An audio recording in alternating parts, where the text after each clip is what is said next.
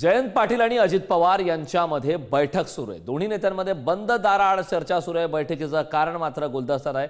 Vasantdada sugar इन्स्टिट्यूटच्या बैठकीआधी दोन्ही नेत्यांमध्ये खलबतं सुरू आहे। त्यामुळे जयंत पाटील आणि अजित पवार यांच्या भेटीमध्ये आता नेमकं काय दडलंय, नेमकं काय घडतं हे पाहणं महत्त्वाचं आहे। एकीकडे जयंत पाटील यांच्या नावाची वारंवार चर्चा होते की जयंत पाटील काही आगामी काळात मोठा निर्णय घेऊ शकतात, मोठी भूमिका ते घेतील।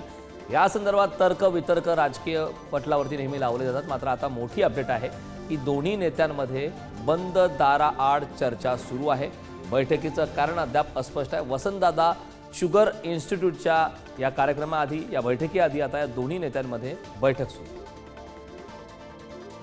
या संदर्भात ताजी अपडेट देण्यासाठी आपले प्रतिनिधी पुण्याहून ज्ञानेश्वर सोथमल आपल्यासोबत जोडलेत। ज्ञानेश्वर, खरं तर पाहतोय आपण मागच्या काही दिवसांपासून, काही महिन्यांपासून जयंत पाटील यांच्या नावाची वारंवार चर्चा होते। आगामी काळात जयंत पाटील काही मोठा निर्णय घेण्याची शक्यता वारंवार राजकीय वर्तुळातून वर्तवण्यात आली आणि आता आज जयंत पाटील आणि अजित पवार यांच्यामध्ये एक महत्त्वाची बैठक बंद दाराआड सुरू आहे। काय सविस्तर सांगशील?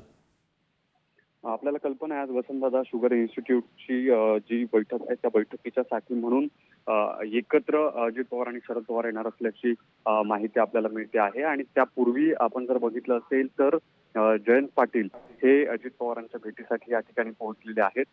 खरं म्हणजे या बैठकीत कुठल्या विषयांवरती चर्चा होते हे पाहायला लागेल। सातत्यानं जयंत पाटील यांची पक्ष सोडण्याची जी चर्चा आहे ती आपण वेगवेगळ्या माध्यमांमधून ऐकत असतो, पण नेमका पक्षप्रवेशाच्या मुद्द्यावरती जयंत पाटलांनी सतत जो अनेक वेळा त्यांचा दावा आहे तो दिलेला आहे, ज्यात ते सतत सांगतात की मी कुठल्याही पद्धतीनं पक्ष सोडणार नाही।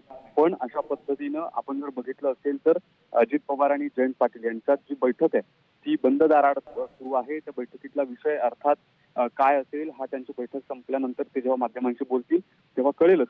मात्र सातत्यानं जेव्हा जेव्हा जयंत पाटलांच्या पक्ष सोडण्याच्या चर्चा सुरू होतात आणि मग अशा पद्धतीच्या काही गाठीभेटी आणि बंद दाराआड जेव्हा चर्चा सुरू होतात त्यामुळे त्यांच्या या दाव्याला अधिक बळ मिळताना आपल्याला बघायला मिळतं।